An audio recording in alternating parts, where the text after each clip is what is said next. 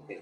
We have world champions as a player in the program, but today we will have a world champion on the bench for the first time. Vital Heynen, welcome. But I'm never sitting on the bench. I hate sitting on the bench. So I'm a coach standing always next to the court.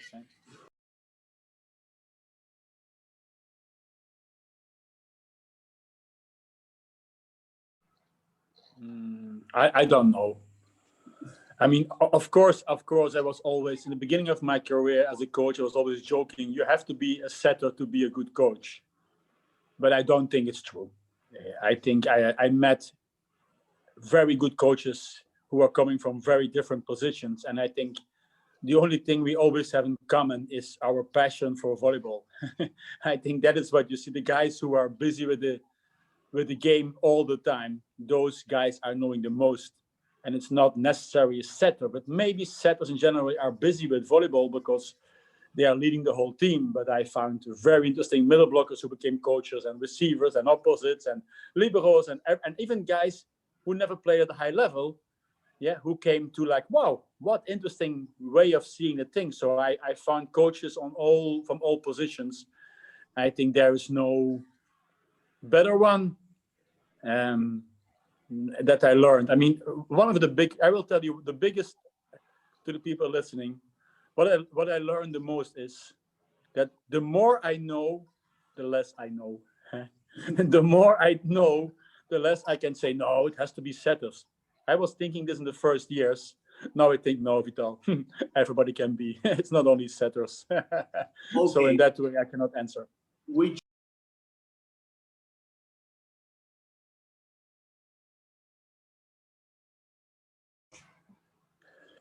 I think it's easier. Okay. Why it's easier? Because as a player, and you played on a higher level, it's much easier to understand how players feel, think, and act on the court. I mean, you can read 100 books about the sport. To understand the sport, it's easier if you were on the court and feeling it. The advantage of never playing is sometimes that you can see new things. Yeah, the big mistake we all make, because we all played and think, we played, it was like this, and you don't see the other way. And that sometimes people bring in, but in generally, it's easier to feel. Even now, I mean, I was not playing for maybe 15 or 20, I don't know how long I'm coaching, 2006, so 15 years. For 15 years I'm coaching, I was not playing anymore, but still you have some idea like how it feels to play. I think that is an advantage, but it's not a must. I think that's the big difference. Okay.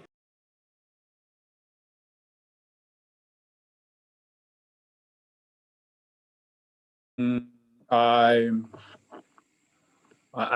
don't know. I don't see that. I was never thinking. You have, like, sometimes you have those journalists like you who are asking questions I was never thinking about. Why? I try to find every player important. Okay. Yeah, and I cannot give more importance to one role than the other. I cannot give more importance to the setter than to the opposite, than to the receivers and to the middles. Yeah, because I know that to win, everything has to be good. So that I think, if you just logically, yes, I would say today to win, the easiest you start with an opposite who makes a lot of points.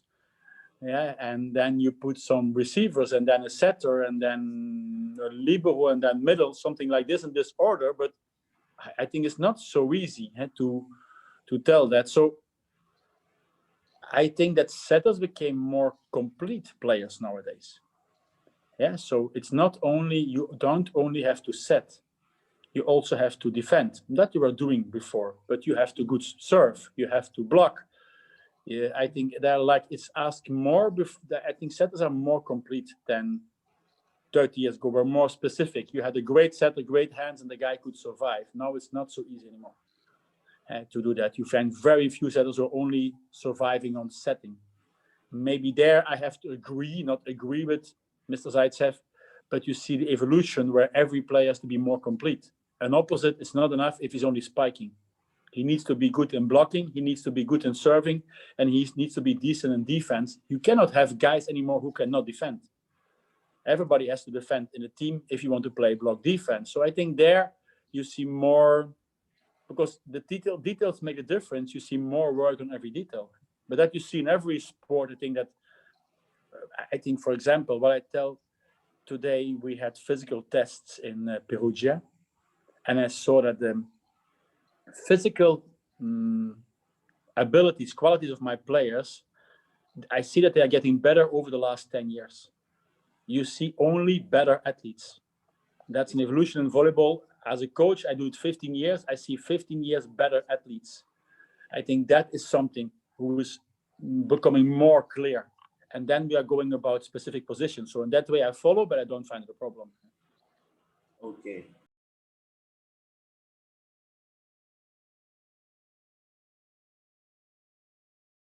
Not to do that. Eh?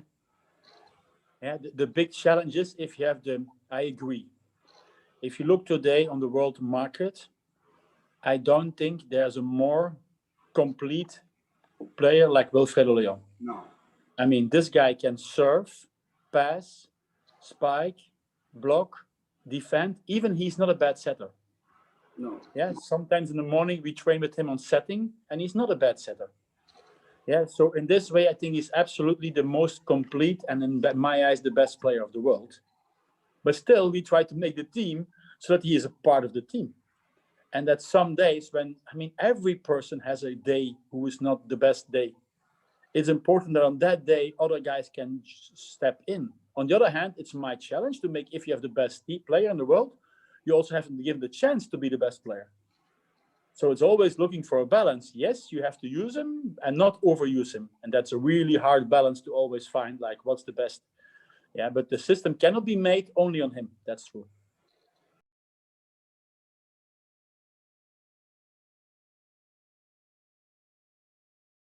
But I mean, but you have to look to my career. I started coaching young guys. Mm-hmm. And I did it, my first team was like, I had a team for myself were guys of 18, 19 years. And I was handling them a certain way. And I think I do still the same. I don't know what I mean, I promised myself that I will always do the same and I will see if it gives result or not. So I was never so much busy with like, are this now professionals or not? I believe that I have to improve every player. So we work a lot on technique. I still work a lot on technique. But I have to not only improve every player on the level of volleyball, I have to improve every player on the level as a human being. So I'm busy a lot with managing my people, but not people is a bad word, managing my athletes, how they are as a person. Yeah, and from that, both those things, you make a team. Yeah, so I don't know. I think you have to be nowadays, and that's for everybody who has a function in a leading position. Again, like players have to be athletes and more complete. I think the coaches or people who are like have a management function need to be more complete. Yeah, need to be busy to in all aspects of the work. You have to help the players. I think there I work very hard always to learn new things so I can help my players better. Okay, but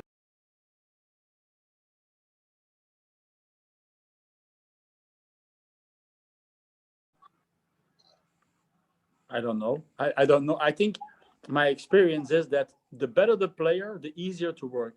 huh? Yeah, No, I think real star players. They don't have a different personality. Yes, they have a different personality. They want to win. Oh. Yes, and I want to win too. So you have like, because you cannot become a top player if you don't have this thing inside yourself. You say, damn it, I really want to win. Yeah, and that we always have in common. I have this in common with all the players. Yeah, and then you have one starting point. It's so nice. I'm much more afraid of the player who's telling me, coach, I want to win, but maybe not always, and not on Monday, but only on Wednesday. And I think that would be much more difficult for me.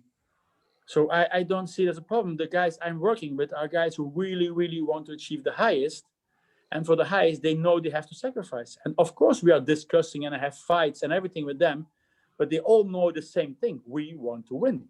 So in that way, I think a coach on a level, non-professional level, where he has to take care with players who have to work and have a family and don't get money for volleyball, I think it's much more difficult.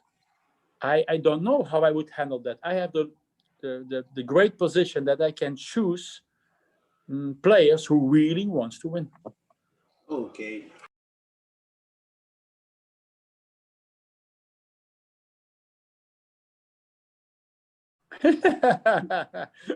No, I don't know. I mean, but I cannot enjoy my own matches during the match, because I want to win. And Well, after a point is before a point. So if we make a point, I have to be busy how to make the next one. okay. So only after a match, I can say, okay, match finished. Now I can think about, yes, I enjoy it for a couple of minutes or some while. Yeah, that I can. But during the match, my role is to help the players to make the next point. So I don't want to be busy with celebrating too much, but I'm much more busy with how to help the guys on the court. So there, it's not, the joy is not, it's much more that what you are doing gives yourself joy. I can see joy if I was talking before the match with players how to do certain actions and they do that and it's working. I have a joy inside, but it's not important that I show that too much there because I have to be busy with something else, how to play the next. That was always my basic idea, how to play next ball, how to go on. Yeah, and after the match, and mostly after a season or so, then you can like sit back and relax and think like, yes, it was not going so bad. But it's one of my bad points. I know that. I'm not good in enjoying victories because after a victory, I want to win the next time.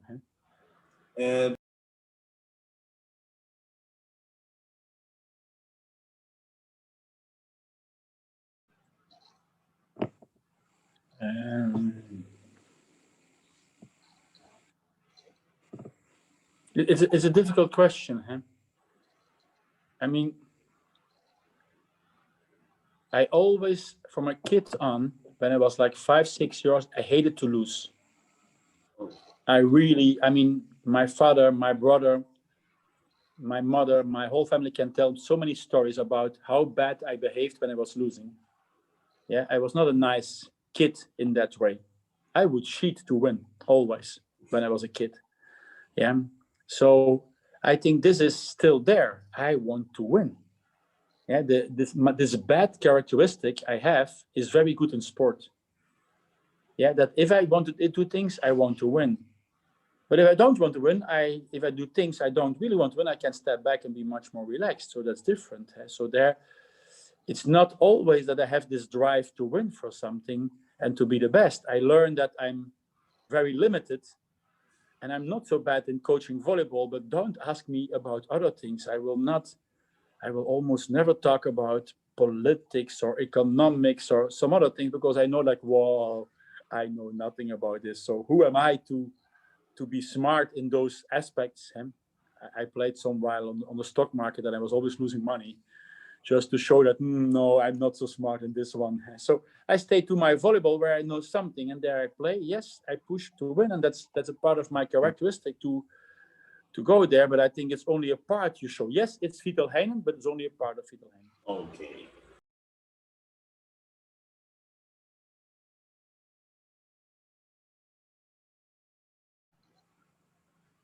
I have no idea. I mean, I have no idea. I know that I'm not so good in, like I told you before, I tried to have my bad characteristics to use them in a good way. One is I'm a bad loser. Second is that I'm pretty independent. I'm not so good in listening to other people. Yeah, it's a bad point always. I always want to do my way. So then coach is a very good way to do that. Wow. You don't have to listen to too many people and you can do the things you like and you can discuss with others. But I started as an assistant coach. I was a terrible assistant coach. I'm so bad. It was so hard for me to listen to somebody and to think different that after 4 or 5 months, I resigned. I said, no, I stop. I cannot do this. Yeah. So I think there I made the right choice to use my bad qualities to be something good. I know I lost the question. What was the question? What would you like to be? What was I thinking? Yeah. So I would have an own company. I'm sure that I would have an own company. I don't know in what, but I would do an own company that I decide about the things to do. And so that is, I was always as a kid already writing things down, like building a hotel, starting a McDonald's. Every time when I was traveling around the world, I saw an idea like, this I would like to do. Yeah, so there I was, yes, always having ideas that I would be an entrepreneur. It's too nice word, but I would be a guy who was like starting up some business and trying to make it work. Yeah, I guess something like this. Okay, and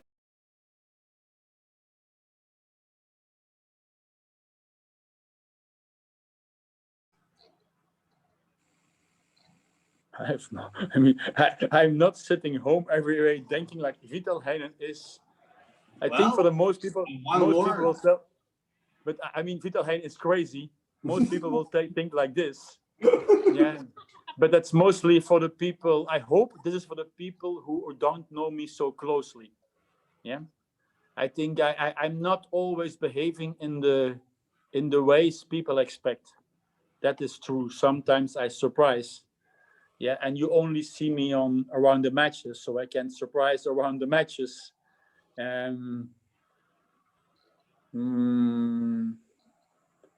But Vital Heynen is, if I'm more serious, is a guy who's very grateful for his life. I mean, it's very nice that I can be a coach. People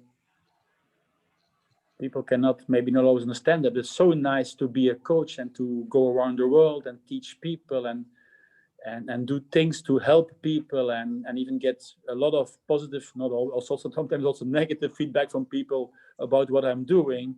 But I can be busy with my hobby, my passion.